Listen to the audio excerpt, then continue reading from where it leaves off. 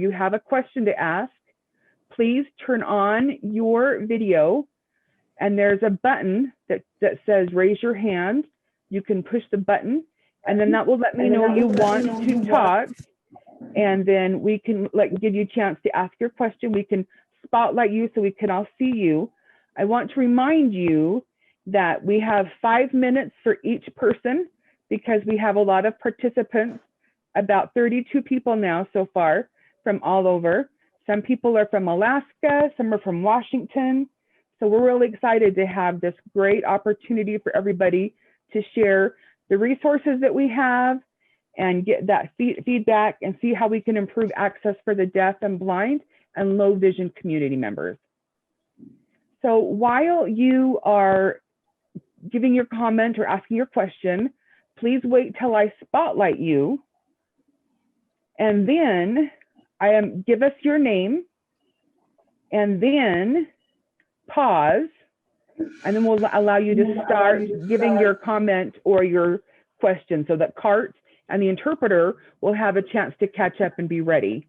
Also, the goal of this meeting is not to find a solutions right here and now.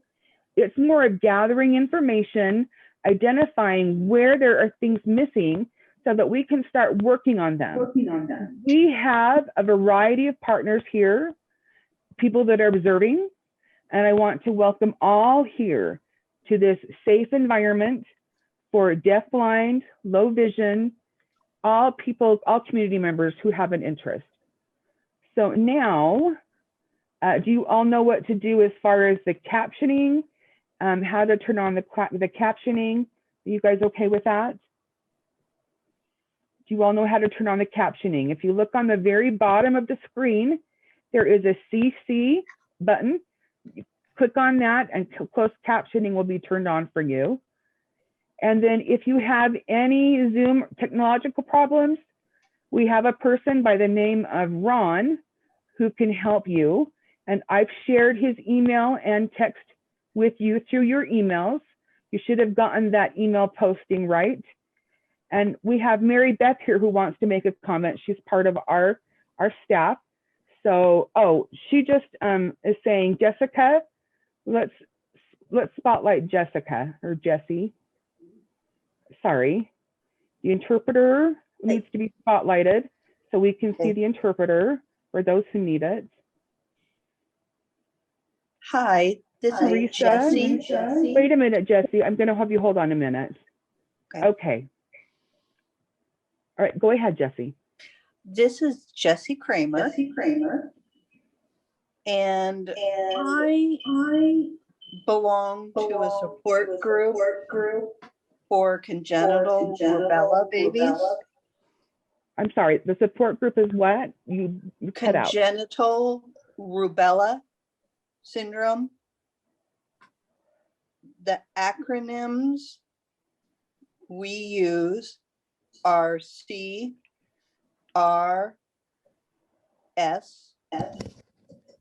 And one of my lifetime goals is I would like to have an event where all congenital rubella syndrome individuals meet up. And I was wondering if your organization could offer me some suggestions how to make that happen. And thank you. Great. Okay. Before we go ahead and include this in our discussion, Jessie, you had a great question, and I don't want you to feel like I'm ignoring your question. So if it's okay with you, there seems to kind of be more along the lines with the people who are suffering from CRS. Is that correct? Okay. Okay, great. Now, I would like to introduce to you Arlene. She is our director here, and then she will do an introduction, and then we will start our discussion at that point, okay? With your ideas, and we'll make sure we add yours, Jessie, okay? Arlene. So I need Arlene spotlighted, please. And this is Arlene speaking. Hi, everyone.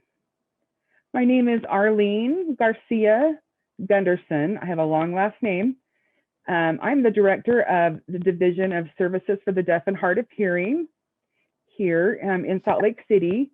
I also run the South Center 2. We have a center in St. George. I started here in 2020, right before the pandemic hit.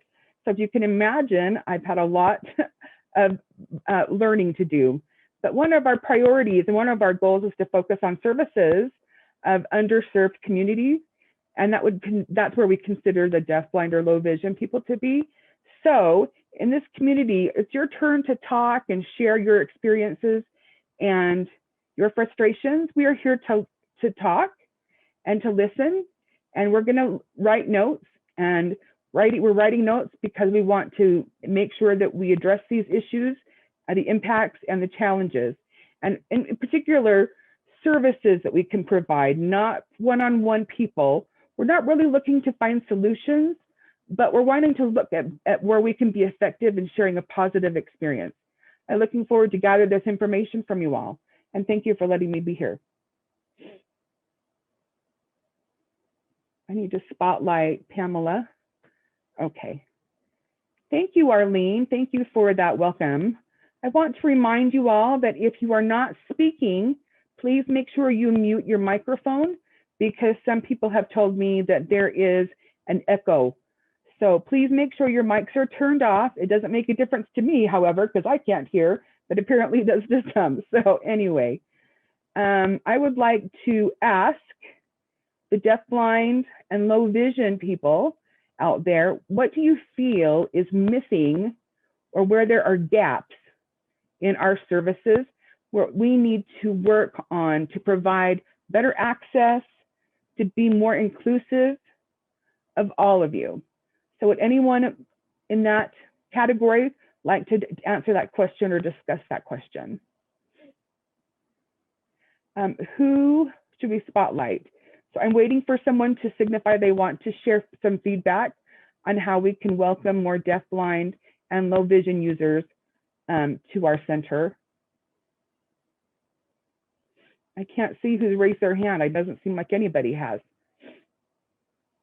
Okay, it's so quiet. Maybe it would be easier if I were to ask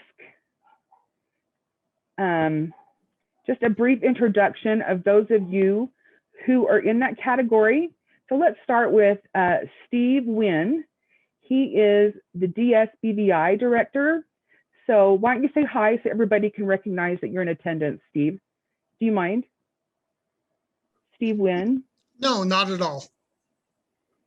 Good morning, everyone. My name is Steve Wynn. I'm the director of DSBVI. One of the programs that we run here at DSBVI is the SSP program and the I Can Connect program. And I'm just glad that you've asked me to be in this meeting today to get some input on those programs. It has definitely been a different year, as we all know, as Arlene has talked about. I will not, to let the people that are joining this meeting today, I'm not going to base a lot off of what happened in the past year with COVID. Our program has been in flux, and that has caused that we can't go in and see people, and SSP support service providers have not felt comfortable going into people's homes. So as we look to the future, we're definitely going to look at probably years past. There are a lot of things that we're going to look into, and we are more than willing to get your ideas of how we can improve this program and the other programs that we have. I have several of my staff on the call today. I have Adam Rushforth, who runs our task program. So if you have questions for him, I have Everett Bacon on. I don't see them yet, but I know that Brenda Pierce, our low vision specialist, and Marnie West, who is one of our field service and does our I Can Connect program, has also joined us today. So if you have any questions for any of those or myself, I'd be more than happy to answer those questions. Thank you. All right, thank you, Steve. I want to thank Steve for that. And also we have John Galley. He has a question. So will you please spotlight John?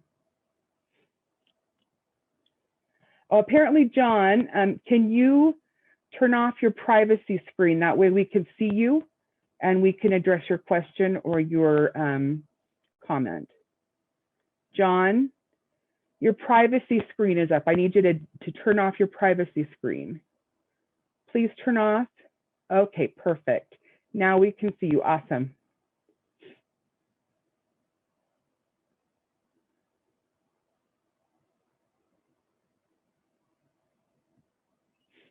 Hold on, we have to adjust our camera for a bit.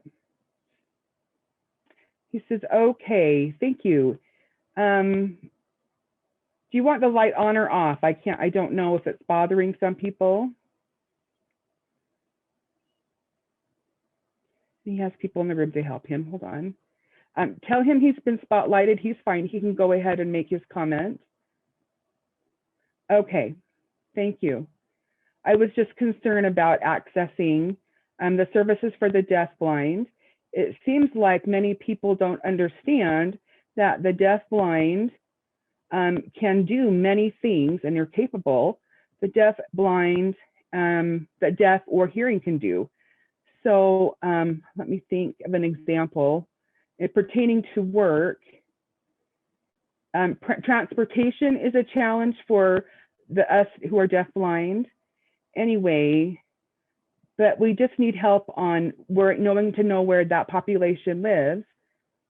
I'm wondering if you can search or partnership with different agencies who might be able to provide teleworking for people who are deafblind, maybe those of us who live in rural areas or out of the bigger city area. Also, I think we need to have more deafblind awareness and exposure.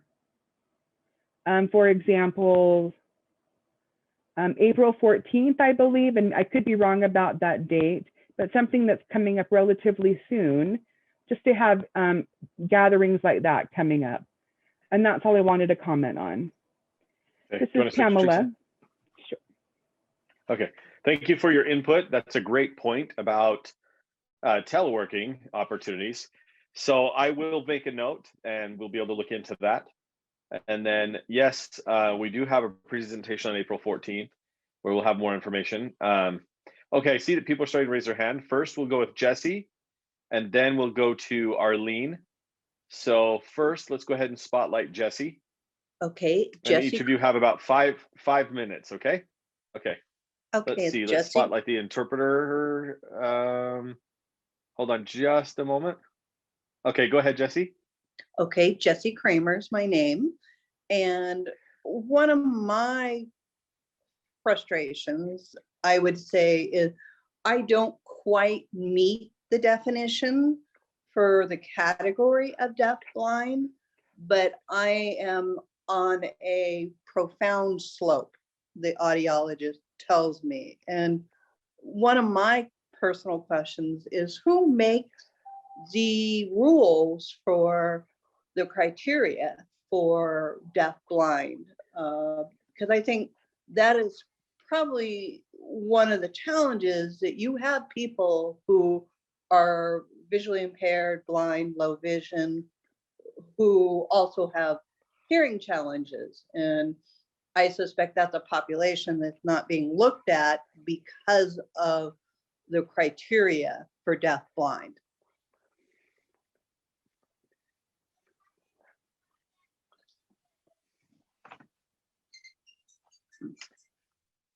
Okay, now let's spotlight Pamela. Yeah, I do want to clarify that we're not concerned ourselves as far as what level of hearing loss or vision loss that you do have. If you have any kind of hearing loss or vision loss, you can use our services. So here at our centers with DSDHH, and I believe it is the same with DSBVI, Steve could answer that better than I could. But my understanding is that overall, if you have any type of a need of service and you are struggling and that is affecting your life, then you can receive services through either center. Maybe Steve could add to that if I'm wrong. Okay, Yeah, spotlight the introvert. I would agree that we do have, we would be more than happy to serve anyone. There are a few programs like I Can Connect that have requirements that go with those services. And then our SSP program, there are definitions of blindness and hearing that, and we follow, I believe, and I'll check into this, but I believe we follow the definition of the Helen Keller, what they define as deafblind, and we follow those for that particular program. But I will say there have been times when people are close and we make a personal call on being able to get them into the program. So is it a hard, fast rule? Not always.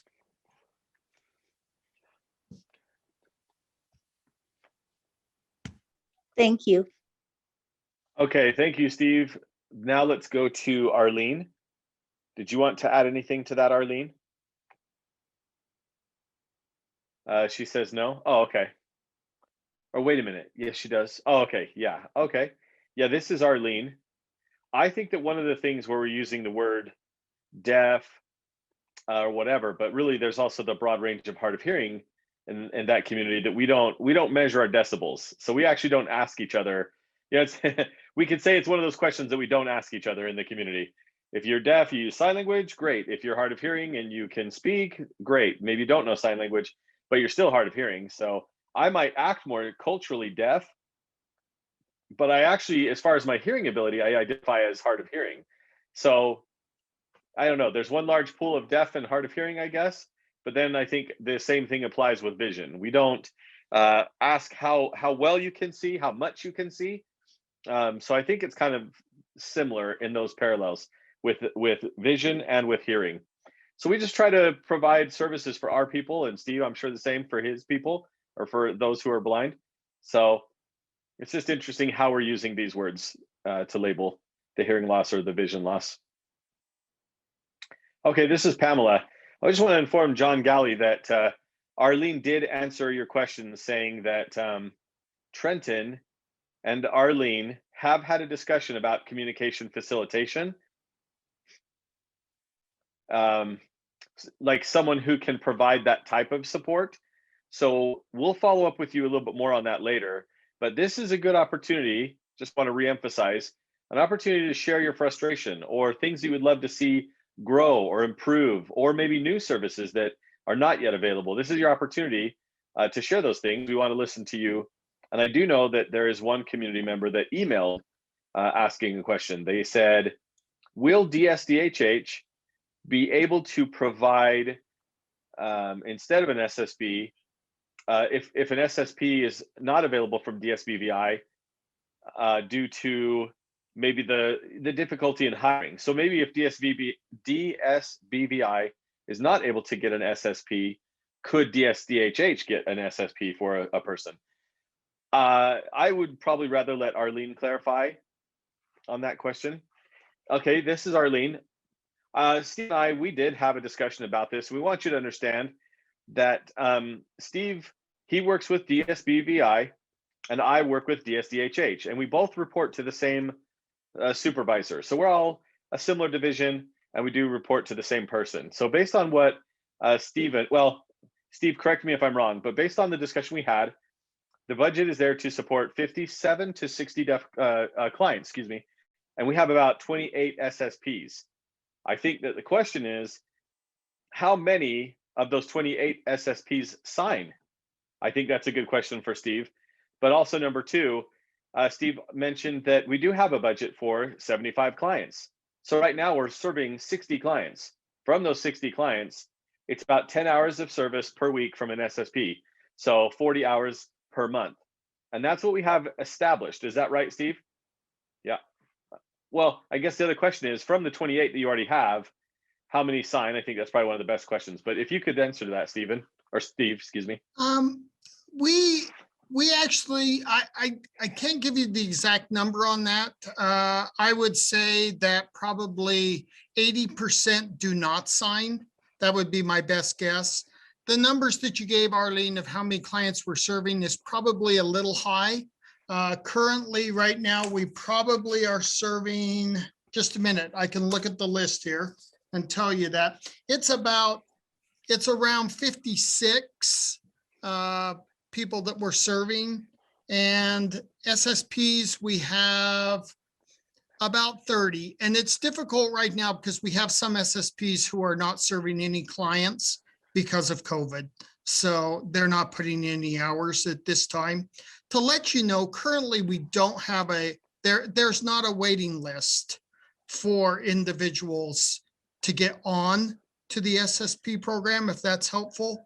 Our biggest challenge, to tell you, in our SSP program is the hiring process. And we're looking at a lot of different things we can do to try to improve that, the hiring process that we have. I work with several individuals. We actually just did a recruitment in Utah County where we've had difficulty. We actually put that out to a wider range of groups and got some really good applicants and have just hired someone in that group. So that is our biggest challenge. Did I answer everyone's questions there? Was there additional information needed?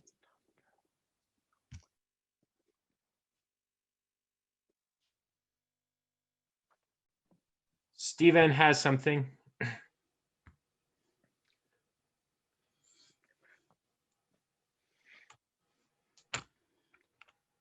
Okay, so real quick, let's go to Pamela. And yeah. And then, okay, so Pamela's saying, I just want to thank you for adding to that description. Real quick, based on my past experience as an employment specialist, and this is Pamela, sorry, just to clarify, Pamela Maurer. When I was an employment specialist, I did share with some deaf job seekers that they could work as an SSP. And many of them said that 10 hours a week wasn't enough for them as far as the need of earnings. They needed 30 hours or more. And if they could get 30 hours or more, they felt like they would apply. So that is another difficulty that does seem to be an impactful factor of the difficulty to hire more SSPs. Also, let's see, let's go to Jen and then to Stephen Ehrlich. Let's go to, or excuse me, it was John that had the question. So we'll go to John and then Stephen. John, please show your screen so we can see you. And then we'll be able to spotlight you. We need to be able to see you, John. Oh, okay, here we go. So another thought that came up, another issue or a problem that I personally have seen with the SSP program, the SSPs, they're not working full time, which also means they don't get benefits. So maybe that's another challenge where people would like the incentive of having benefits, or at least the extra hours is what they're talking about. But I would think maybe even the benefits as well. They're saying that maybe the pay is a little low, and so if we could increase these opportunities, I'm sure that the potential to hire is much better for the deafblind clients and their diversity and communication needs, like tactile signing or signing close to the individual. I believe that if we could increase the pay, then we probably would be able to get more SSPs, more people would be willing to do that, or it would increase our chances also to have maybe interpreters who would not mind being SSPs, because then they could communicate in sign language. I think the pay would also help people, the SSPs, to feel more comfortable, because sometimes the amount of driving, where they have to drive from their home to the client's home, and the distances could be a little far. But I think with the SSP program, it's similar with the paratransit program as far as picking up and dropping off. Like, they have to be at their home. The SSP would go to the person's home, pick them up, go and do whatever they need to do, and then go back to the home to drop them off. Similar to what a paratransit program would do. I think then that would give more freedom to the deaf blind client to be able to go to different places as well. Maybe, I don't know, if those are just examples where the deaf blind, maybe they wanted to visit their family member. An SSP could pick them up, do whatever they need to do, drop them off with the family member, and then let the family member take them back to their home, and that would give the deafblind client a little more freedom for what they could do as far as what they might prefer. And let's see, I think there's another thing. It seems that throughout the state, or excuse me, not just Utah, but throughout the nation, it seems that there are also limited psychological counselors that could help with deafblind people who maybe they grew up being able to hear or see, but then they lose their senses, whether hearing or sight or both, and it can be a traumatic experience.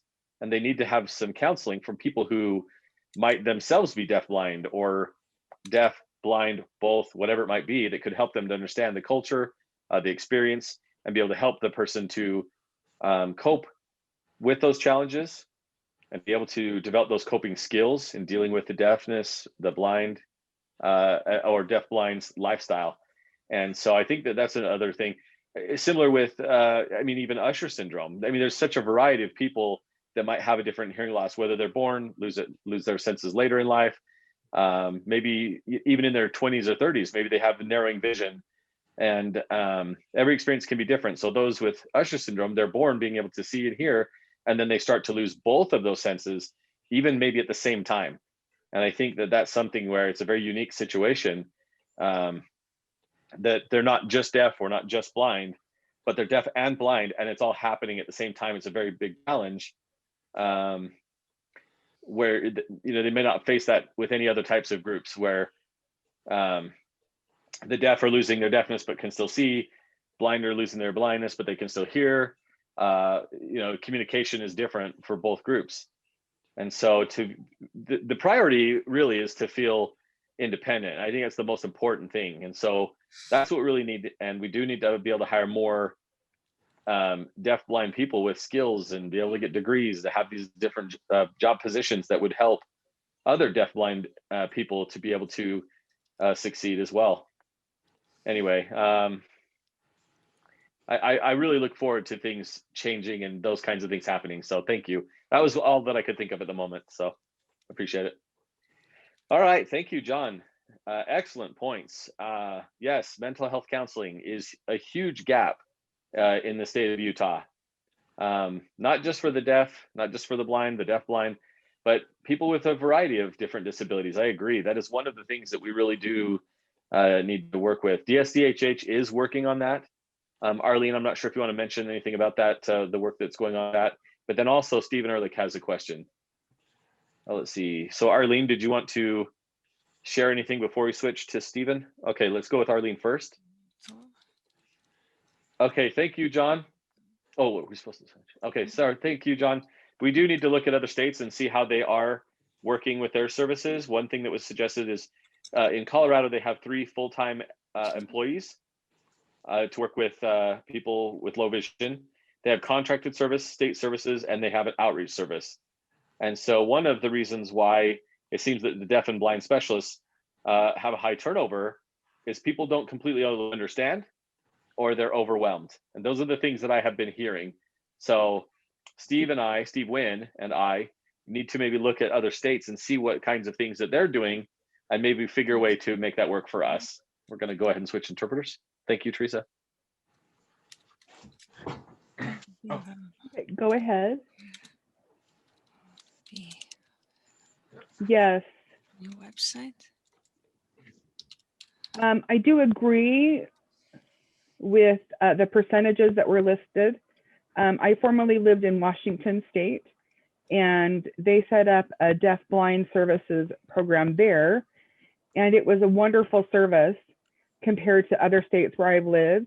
Utah doesn't offer very many services, very, very weak services from what I've seen, and I've not been satisfied. And I feel like there needs to be improvement to be made. So I suggest that Arlene and Stephen look at other states for representation and seeing how those needs can be met. Secondly, we talked about the SP problem. It is a continuing problem, but we have to sell ourselves to people. And how do we do that? Is by hiring people that are deafblind to go and provide classes, ASL classes, or like UVU or Salt Lake Community College, they need to be seeing us and seeing how they can help. And that will allow people to see and know that it is a reality, not just something that they've heard about on TV or something like that. But when you actually see and engage with a person and see somebody in real life, that might promote them or give them fear in needing to get that position filled, and also wanting to become involved in the solution. DC and other states have done that, but we need to sell ourselves, and this is a must. Okay, wow, Stephen, thank you for sharing that input. And this is Pamela. Remember, this is a place not to find solutions, but just to gather information so that we can follow up as needed. Next, we will spotlight Sterling, and then it will be Jesse, and then Ramona. Okay, so let's spotlight Stephen, or excuse me, Sterling. Sorry, Sterling. Okay, can you hear me? So spotlight the interpreter. Okay, I just want to make sure if everybody can hear me. Yes, they can hear you. Okay, you can see me as well, right? For those who can see. The video is spotlighting the interpreter because we have deaf and blind people on the call, okay? Yeah, I just want to make sure people can hear and see me. Anyways, my name is Sterling, and I'm a deaf and blind client. And I do have a question. It might be for Steve or Adam, the folks responsible for the hiring process of the SSVs. And I just want to know what their hiring, their procedures for hiring process. I mean, are they posting the job position on DWS alone, or are they posting on other job search websites such as Indeed? And the reason why I bring up Indeed is because it has 95% of the market share value, which means that most people go there because that's where all the jobs are found, and that's where most inquiries come from. So you are more likely to find and get more applicants if you're posting on Indeed rather than just posting on DWS. And because the reason why I bring this up is because it's almost been 4.5 months without an SSP for Utah County. I can go ahead and answer that question. This is Steve. Sterling, what we do with the hiring process is we send, once we post it, it is sent to DWS, just like you said. And then we can suggest to DWS, when you sent your email, we send to them all the places we would like it posted, but it is not in my control. The HR department determines where it will be sent. And we did add in the very last posting, and it was successful. Some of the places I can't answer for you, and I will find out for you, Sterling, if it was posted on Indeed. I know that there is times they post on Indeed, and there's times that they will not because of security issues with HR on Indeed. There are some issues there. So let me find out, and I'll reply to that question and get you the answer to that, Sterling. All right, thank you. All right, will you spotlight Pamela, please? Just briefly, I noticed somebody's asked, what is DWS? And that is the Department of Workforce Services. And that is the umbrella from which we, DSBVI and DSDHH, are both under. We work for the Department of Workforce Services. Is that clear? All right, next we will turn the spotlight to Jesse, and then after Jesse, we'll hear from Ramona. Jesse? All right. Okay. Oh, okay. And then spotlight the this is- interpreter. One moment, please, Jesse. Okay, go ahead. Sorry, I'm new to It's this. okay. I just wanted to clarify, and I'm sorry, I'm horrible with names. The woman who spoke, because she made a comment that I think it's a two-sided comment. She said that when employment, in my own case, I was a special education teacher, and I did responsibilities outside of the classroom, and then my position got deleted and I was going to have to go back into the classroom, and my hearing and my vision had deteriorated since the time I started teaching. I did have both problems when I started, but they have both gotten worse. But my thing as a consumer, I find it overwhelming at times to be deaf and blind. Like I in my support group, I was trying to say, what one thing works for both vision and hearing? And the only thing like I can think of is hepatic things. In some ways, I feel like as the consumer, we're not educated a bit of how to deal with these two problems. We are taught to deal with each in isolation. And really, to be honest, no one taught me how to deal with my hearing loss. It was the only solution was hearing aids. And yes, I do think that's wonderful, but one of the things I think would have been nice for someone to educate me with, you are really going to have to be patient with other people, because like I have a housemate and we're always by accident, she's talking when I've gotten out of the shower and I don't have my hearing aids in. So she always has to remember, don't talk to me when I don't have my aids in. So I just want to bring that point up as a consumer. When we're in the workforce, there are a lot of overwhelming things that go on in our own personal life just to get to the job, you know, dealing with dual handicap. And yes, we can. And I would say today's world is a much, much better place for a person who is deafblind.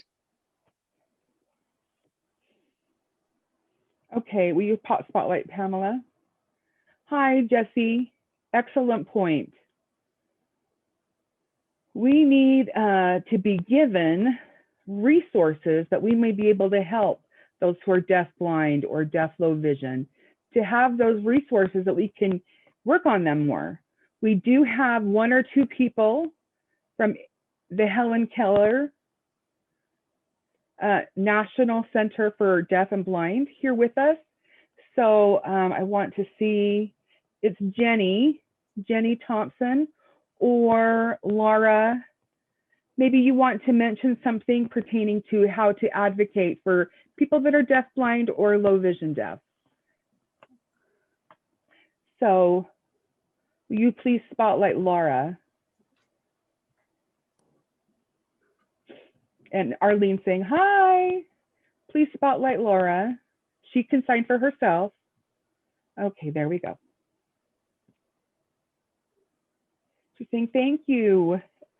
My name is LB. I go by Laura Benji, but I said my name, LB. I am so happy to see this discussion happening. I have realized that there are a lot of themes that are going on here. And one I want to recognize, and one that I'm noticing, is a lot of overlap pertaining to both agencies identifying the same issues. Meaning, for example, the SSP challenge with hiring SSPs. It continues with Deaf Center's identification of identifying SSPs as staff, and also the Blind Center identifying who is hireable and who is an assigned SSP. Or part of my role with the Helen Keller National Center is to help collaborate or connect those agencies with one another so that we can approach some of that overlap and that issue. And so I just want to clarify my role here, and it's not to identify problems with agencies, but instead to support those identifying solutions. So, and related to supportive employment, we can support both applicants and the employer themselves. So make sure that there's compensation, whether it's discussing and understanding how to provide accessibility environment, or just flat out just tackling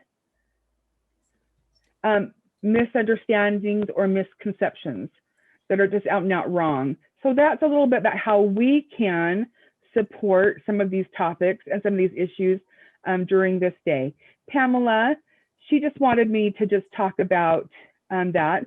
Is there any subjects you also wanted me to speak on? Pamela's saying no. That was beautiful. Thank you, Laura. And so Jenny, she's here and she wants to make a comment. So I want her to talk about her role a little bit, because it is a new role and it's an exciting role, and it's exciting to be here in Utah. Thank you. Hi, everybody. My name is Jenny Thompson. Oh, Jenny, I'm sorry. They haven't spotlighted the interpreter. I'm sorry to interrupt. Go ahead. Go ahead now. Okay. So my name is Jenny Thompson. A lot of you may know me as a deafblind consumer here in Utah. But recently, I just took on a position with Helen Keller National Center as the Utah Youth Services Coordinator. And what this role entails is working with the transition age youth between the ages of 14 and 21, helping them with pre-employment transition services, independent living skills, and getting them out into the community to do volunteer work or find employment, and making sure that they have those social interactions within the hearing and sighted community. So I'm really excited about this position because we'll be able to start young with the youth and really help develop those skills so that as they transition into adult services, that they will be prepared and ready for these adult life and services that are out there. So we also provide support to the family and to the students, as well as the teachers of the deafblind at the schools in any way that we possibly can. So I wanted to touch on a couple quick themes. I know John Galley mentioned a deafblind awareness. That is something that we're currently looking at doing within the state of Utah. Helen Keller recognizes the last week in June as a deafblind awareness week. And we mentioned of doing something kind of small at that time, but maybe waiting until more towards the fall when we can do something in person. I think we would like to wait for more people to get vaccinated and for people to feel a little more comfortable to do an in-person. So if anybody would like to help and participate or throw out some ideas on deafblind awareness, something that we can do that's short, but also something that we can do that's like an in-person situation, let me know. I'd be happy to help and coordinate with some of those ideas. But also, one of the things I also wanted to mention is Helen Keller does have a peer learning group mentor. I think I said that right, I hope. But it's offered through Helen Keller, but I'm just wondering if anybody might be interested in joining these peer learning group. It's called PLG. You can contact Laura, she can give you more information, or it might be a good idea to see if we can create something similar here in the state of Utah, where the deafblind community can get together and just kind of share some of their frustrations, concerns, tips, ideas, things that are working for them, and just kind of collaborate together and build some relationships. Thank you. Thank you, Jenny. Will you spotlight Pamela, please? Once again, thank you, Jenny. That's definitely a great way to get more information about the PLG, Peer Leadership Something Group. Okay, but I know poor Ramona has had her hand up for a while now. So after Laura, you wanted to mention something shortly? Okay, so let's spotlight more Laura. and then she'll go on about what Jenny had said, and then we'll switch over to Ramona. So please spotlight Laura again. Okay. All right. Thank you. I'm going to get signed. I appreciate Jenny. That's a great idea. And maybe we can create something for Utah's group as well. I just wanted to clarify the PLG, the peer learning group, that is currently under the Helen Keller National Center. It's a support group to discuss things more for peer learning, but it is completely free. And so that's really, with COVID, it's something they wanted to offer an opportunity to still stay in touch and be able to network, because people aren't able to be, around in person, but they can still connect with others. And so that's why they have that. And then it's only being offered, it is free, and they will continue on after the pandemic. And that is a service that will continue on. So thank you. Just want to let you know. You can find it on the website. Okay, let's see. Thank you. All right, let's Ramona, let's go to you. I think you have your video off. If you could turn your privacy. Oh, there we go. All right, let's go to Ramona. We need to highlight, let's see, let's spotlight the interpreter. Okay, go ahead, Ramona. Thank you. I had the pleasure of meeting with Jessica up in the Seattle DeafBlind School. And just like what Stephen said, they have wealth of information that is so helpful for the deafblind community. And so one of the things that we discussed was their website. I just love the way they set up a website to create awareness for the deafblind community. And it's so user-friendly where you can navigate very easily. It has the black color with the white text in the front. I don't see that available here in Utah for the deafblind community. And also with the UAD or the Sanderson Center, I love their newsletters. The way they are so plugged in with their awareness and the workshop and events, and they remind people by sending an email. They're just so cohesive with their team members at the Sanderson Center. So I would like to see more of that for the deafblind community. I mean, yeah, we do have a newsletter, but it's just nowhere near what the Seattle Deafblind Schools is doing, or even the Sanderson Center doing for the hard of hearing and deaf communities. So if we can create something, and that would create more awareness for the public to know about the deafblind community, and for us to participate in Sanderson Center or even at the Blind Center. So this is just my suggestion. Thank you. All right, great. Thank you, Ramona. Yes, so thank you. Excellent suggestion. That is something we will definitely follow up on and gather more information. Now, to let you know, we only have about 10 minutes left. So we'll go to John and then Stephen Ehrlich. Let's go to John. Sorry, John, you need to turn your camera back on.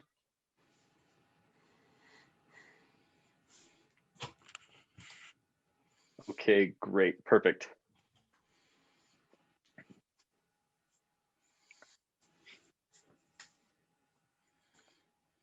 Okay, so let's see. I just think there are some wonderful ideas here. I think it would be a great idea if DSDHH and DSBVI could develop a stronger partnership, like with USDB, the School for the Deaf and Blind as well, with all of their different campuses like Springville, Salt Lake, Ogden. They have the deaf blind that can present and talk about their lives.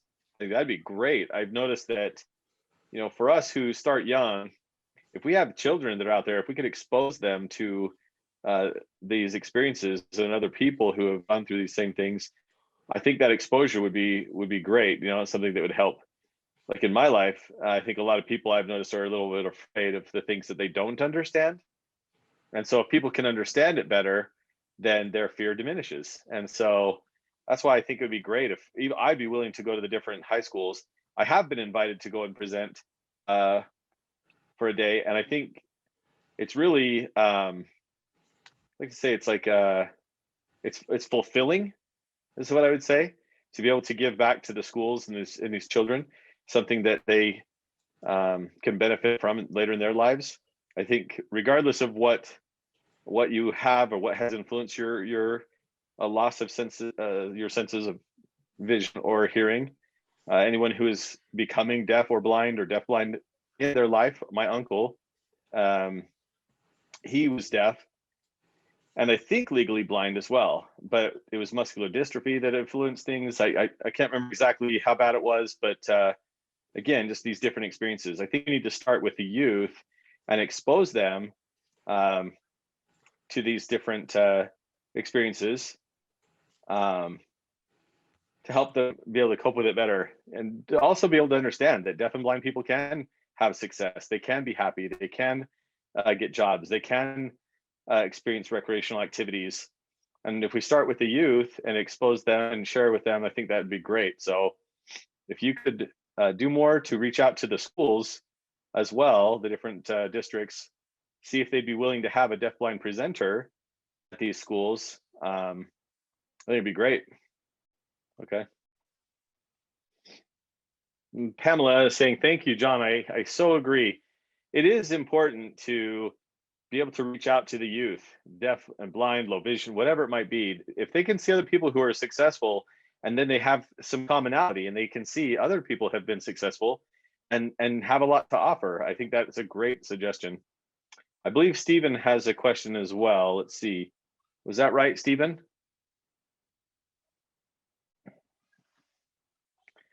Okay, yeah. I really do appreciate that you're willing to listen to these different ideas. I think that's wonderful. I would like to add two important things of recommendation. First, I feel that we need to establish more communication facilitators. I've discussed this with Trenton. There's the difference of an interpreter and a communication facilitator. Someone who can go to a deafblind individual's home, and if that person is using a video phone or something like that, a communication facilitator could help where the deafblind individual could sign but can't see the text, and that person would help them to understand and be able to communicate, whereas the process could then provide more independence. So if needed and they couldn't speak, that communication facilitator would speak for them. So as an example, my wife can hear and she can speak, but I don't want to depend on her to make phone calls. I have a video phone, but I can't use it because I can't see the interpreter. And so if DSDHH and DSBVI could help with that, communication facilitators, that could be really great as well. I think that they've established something like that in Arizona, and I think other places are trying. It's a slow process, I'm sure, but being able to use this technology would be great with a communication facilitator. And I also am hopeful, of course, it depends on state funds, but I feel that the deaf blind need assistance as well that can work together. I think, of course, you can't have a person that can do everything, and there's a lot of pressure, and it wouldn't be fair for the deaf blind to have to wait. But if we could have assistance as well as other services where maybe they can do outreach, a deafblind individual can do outreach with an assistant, that kind of like an SSP, and maybe coordinating those kinds of things, but kind of like the ICANN Connect, where they're contracted and given free equipment for the deafblind and their needs for communication with I guess technology, computers, those kinds of things. Well, that does provide a little bit of an alleviation of stress for that, but we worry about the future where a lot of people are maybe quitting and not helping with those services anymore because of the stress and the pressure. So it'd be really nice to have that service. We have one, but it's not enough. Where we have a lot of deaf and blind people, with one person who can provide that service is not enough. All right, thank you, Stephen. Do you mind telling me the name of the school that we could look into? What was that? Oh, no, I don't remember saying a school. No, I said not enough. I think I believe I was saying, I guess school and enough are similar signs. I was just saying we need to hire more assistants to be able to work together to alleviate the stress or the waiting for the deafblind person to receive services. If we had more people to help. Oh, I see. Thank you for that clarification. This is Pamela. Sorry, Stephen. I appreciate that clarification. I think Steve Wynn wanted to share something as well. Let's spotlight for Stephen or Steve. We'll go to the interpreter. Okay, you're good. I think today's meeting was great.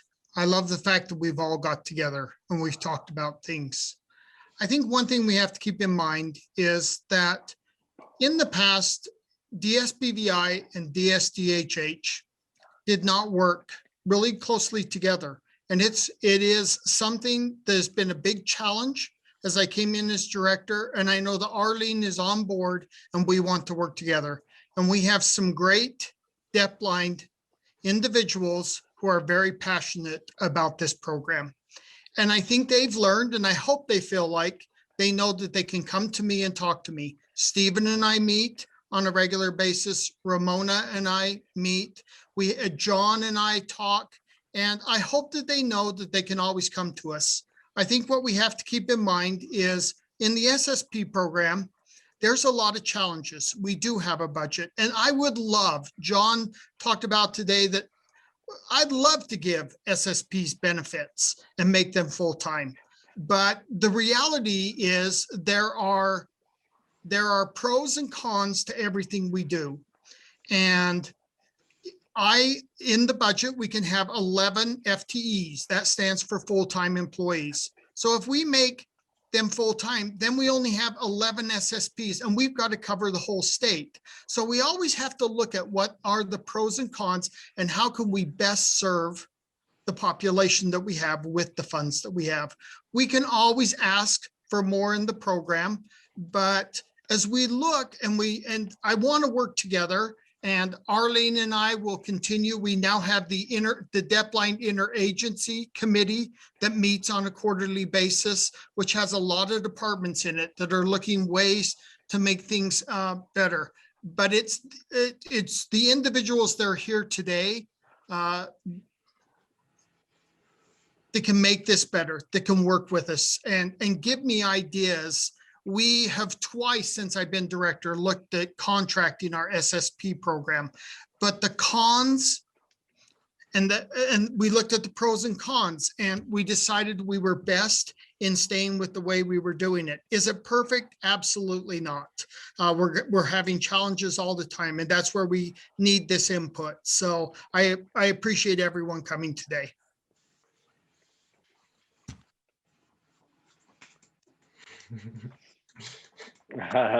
Stephen Ehrlich is clapping his hands. Thank you, thank you. Pamela's saying, thank you, Steve. I agree. I personally, Pamela, I agree that I've learned a lot from this for the state of Utah. And I would like to wrap up due to time limits, but this does not end, right? Please continue to communicate with us. I know we have Steve, we have Arlene, and we also have Laura Benj, and now have Jenny Thompson as well. And so we're all here to listen, and we want you to feel free to be able to reach out and contact any of us to continue this dialogue. We do need to know what you need and how can we find ways to work together and be more inclusive. We want to improve your quality of life, and we want to thank you all for your time. Thank you for coming, sharing your feedback. Let's continue to do this, all right? So again, thank you for your time, and we'll go ahead and wrap up and give you all a big thanks. I'm not sure if anybody wanted to share anything to end. Oh, it looks like Stephen Ehrlich. Steve, let's see, Stephen. Yeah, just real quick. I wanted to thank Pamela and Arlene and Steve and Laura and whoever else was involved with setting this up to receive the feedback. I think it's important. But I also want to warn you, it's tough with last minute invites. I got this message in the morning and I'm not always able to see or also with DeafBlind, maybe it's hard to ask questions, not being able to use the computers. It's nice to have a day or two, especially probably 2 days advance notice so we have more time to prepare. And I greatly appreciate the support, and I want to keep doing that, but it is also good to be aware of time as well. Pamela's saying, thank you for the reminder. You're right, we do need more time. So thank you, and I will make sure we take care of that. I'll keep that in the back of my mind. Arlene, it looks like she wants to mention something as well. Let's go to Arlene. Yeah, just a quick question. Stephen, if you needed more time, what do you recommend? Maybe would you rather twice the amount of time that we typically give? I'm not sure what would be your recommendation on time preference.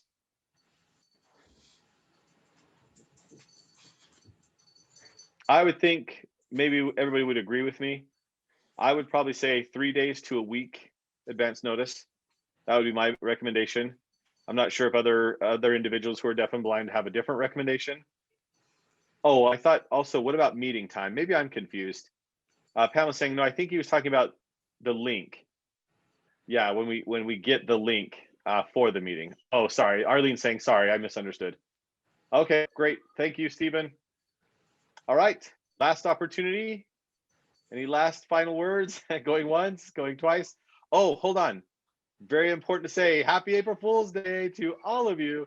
Hopefully nobody pranks you today. And if they do, let me know what prank that was played on you, okay? All right, have a great day and happy April Fool's Day.